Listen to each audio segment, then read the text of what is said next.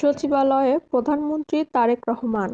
নবনির্বাচিত প্রধানমন্ত্রী ও BNP chairman Tarique Rahman এবং মন্ত্রিপরিষদের সদস্যরা সচিবালয়ে প্রবেশ করেছেন। বুধবার দুপুর 12:30টার পর তারা সচিবালয়ে প্রবেশ করেন।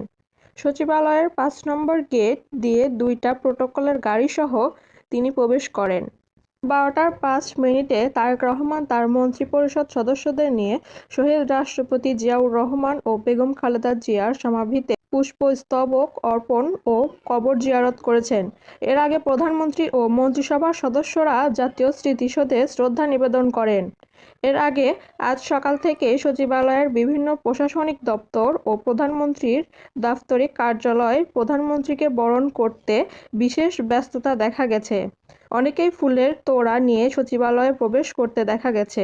এছাড়াও সকাল থেকেই প্রধানমন্ত্রীর নিরাপত্তা ফোর্স এসএসএফ এর সদস্যরা সচিবালয়ের ভেতরে অবস্থান করছেন। সচিবালয়ে মন্ত্রিপরিষদ বিভাগের তৃতীয় তলায় অবস্থিত প্রধানমন্ত্রীর কক্ষ গতকাল বিকেলে ধুয়ে মুছে পরিষ্কার করা হয়।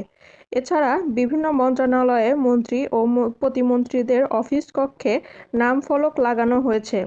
প্রত্যেকটা অফিস নতুন রূপে সাজানো হয়েছে।